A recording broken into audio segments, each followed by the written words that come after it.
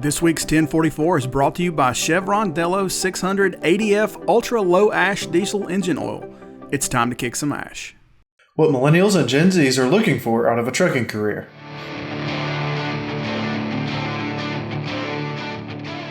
Hey everybody, welcome back to the 1044, a weekly webisode from the editors here at CCJ. I'm Jason Cannon and my co-host on the other side, as always, is Matt Cole. Millennials and Gen Z, generally considered to be the generation born between 1981 and 2012, are many of the current and future workforce in America, including truck drivers and diesel technicians.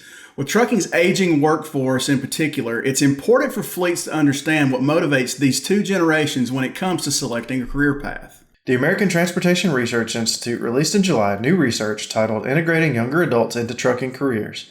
The focus of the research was to identify best practices for recruiting, training, and retaining younger employees, including how to take advantage of the opportunities offered by the Under 21 Safe Driver Apprenticeship Pilot Program.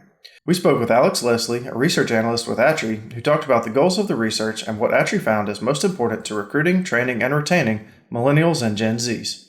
We went to a lot of different sources for this. We were interviewing younger drivers. We were also interviewing a number of carriers that have established apprenticeship programs, carriers that have had it around for a couple of years and have had some success with focusing on younger driver apprenticeship. And then we also had a survey for the industry at large for carriers to see what their attitudes are and get sort of a broader picture of what the adoption of different initiatives are. And then also the attitudes towards the Safe Driver Apprenticeship Program that is just beginning to get launched here. So a lot of sources. In addition to that, we were working with a high school focus group study that we participated in a couple years back. We worked with a lot of the most recent sort of Millennial and Gen Z workplace preferences research that comes out of some of those big groups like Gallup. So it really was a broad net in this report. And the trick was trying to synthesize all of that information, which, when it comes to something like recruitment, there's so much information out there, kind of narrowing it and then synthesizing it into one package is a lot of what that challenge is. One thing ATRI did during its research was identify some differences between younger generations and older generations when it comes to how they want to be treated on the job. Yeah, one thing we see at the level of training, for example, is that Millennials and Gen Z drivers, they tend to prefer a coaching feedback model. They want a bit more regular, but more sort of focused. It's hard to not just repeat the word coaching here, but that kind of feedback that's more informal than the sort of traditional, a certain number of weeks or whatever has passed, and now you're going to get the full sort of feedback all at once. It's not that they dislike that model, but they want it in conjunction with something that's a little bit more, I just saw this happen. Let's focus on it right now so that we can correct it, right away. That's something that they tend to prefer and tend to do better with. Sometimes older generations consider that a little bit too nitpicky, or perhaps they want the chance maybe to figure some of that out on their own first. It's a difference of preference, really. And as with a lot of these different things, it's not necessarily that there's one right or wrong way, but you want to find the way that's going to be most effective with the particular group that you're working with. When it comes to Millennial and Gen Z drivers specifically, compensation was of course one of the biggest motivating factors in choosing trucking as a career. But there are other factors too that can make a big difference in recruiting younger generations. One of the, for me, biggest takeaways from this research is that pay is important, but it's not everything. We asked, the younger drivers what was most important, and pay was the top thing, but 60% of younger drivers said that there was some other factor that was equally or more important than pay. And of course, these things are going to, happen in relation to one another, but that's a pretty big chunk of drivers, younger drivers, that are looking for other, aspects of their employment. A lot of them said that, having some work-life balance, being able to have that reliable schedule, is more important to them than pay. Another thing that we saw that a lot of younger drivers want, and millennials and Gen Zs in general, is they consider company culture to be really important. We had 84% of our younger drivers say that it was important. That's kind of a tricky thing that I think a lot of carriers right now are thinking about, because culture doesn't just mean, oh, we're nice or we get the job done.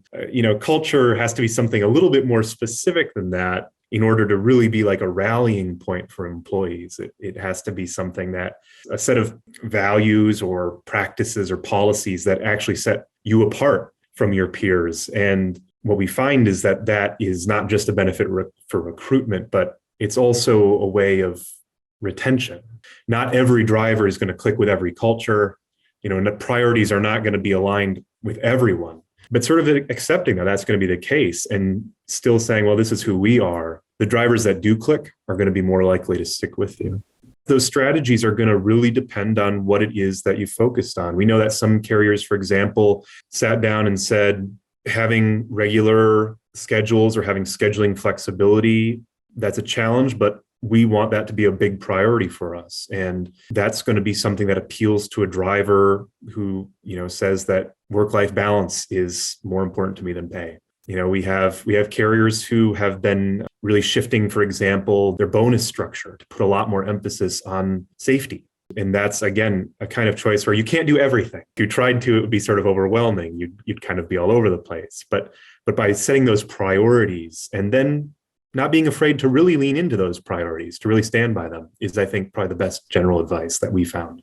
In terms of recruiting, ATRI found that many younger drivers are looking to just better understand what the job entails. The research also found that it's important to meet these potential drivers where they are. For me, one of the things that stood out the most here was that a lot of younger drivers, a majority of them, said that they just didn't understand what the job looked like. And that's surprising because 73% of the younger drivers we spoke to had family who were in trucking, and they still didn't necessarily understand. Now, maybe that's because the family member in question is a cousin or an uncle or something, not a direct relation, but the industry has also changed a lot. Someone who had a grandpa in trucking 20 years ago, totally different landscape, What we found is that a lot of younger drivers said, we really would like transparency.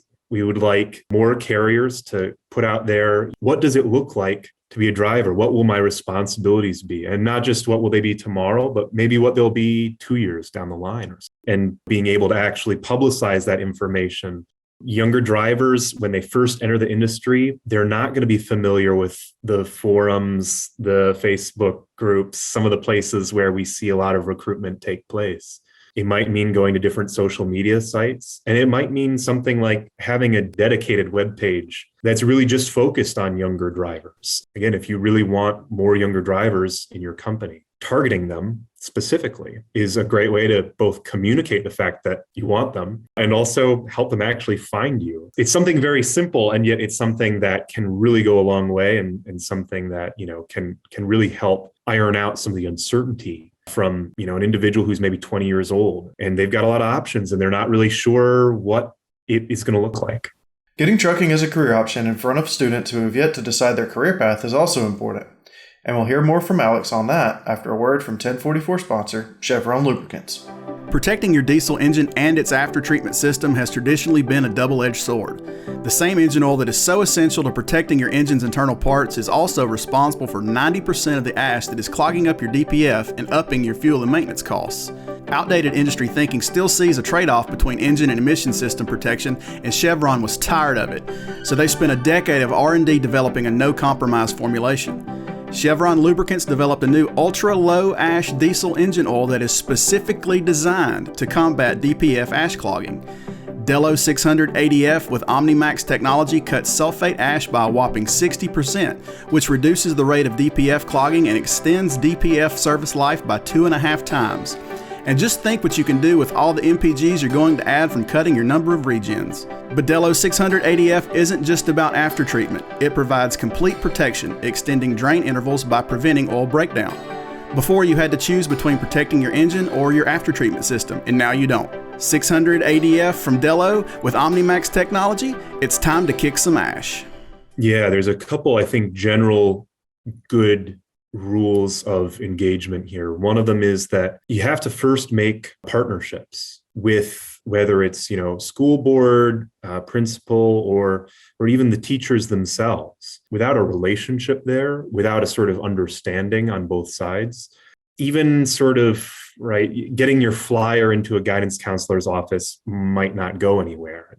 That might not take much effort, of course. So it's a very easy thing to do, and you never know. It may be useful, but to really make a sort of reliable connection, it involves relationships with professionals running schools. Starting there and looking at working with them and really trying to figure that out is I think a great first principle. Focusing on playing to audiences where there's going to be a potential for use. A school that has, for example, a program already in a technical education department that's focused on vehicle maintenance or something like that.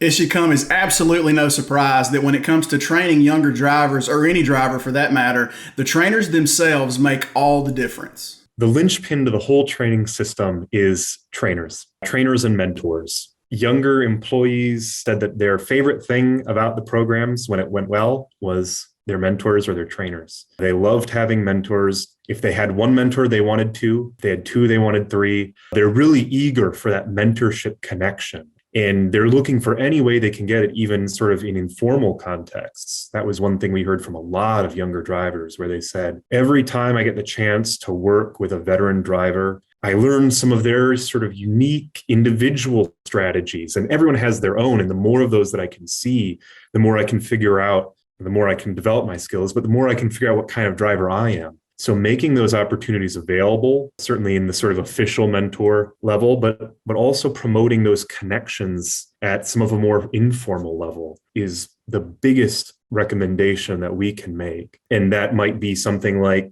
setting aside employee lounge type situation where drivers can meet before shifts and just have some of that casual interaction, or perhaps rewarding or compensating veteran drivers for, going out of their way to provide some of that knowledge.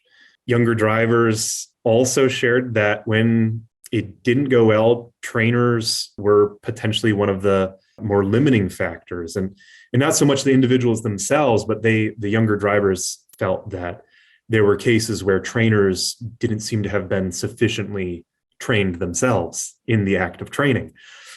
For them, again, that's really the really key juncture. When it goes well, that makes everything. And when it doesn't go well, we risk really losing those drivers from the industry as a whole. Developing those trainer training programs, making sure that those trainers are really prepared to go out there. And it helps if they're themselves on the younger end of the spectrum, just because then they have a little bit more familiarity. They're a little bit closer to the younger drivers, and they went through training themselves a bit more recently, so they remember what it was like. Those are all really, I think, key factors, both in the success of the initial training, but then also to, keeping those drivers either at a carrier or at least within the industry, down the line. What Atri found in terms of what keeps young drivers around goes back in a lot of ways to the same things that got them in the door in the first place: better pay, work-life balance, company culture, and more. A number of the things that I've already mentioned in one category or another are really key retention. Obviously, the mentorship structure and availability is really useful for retention.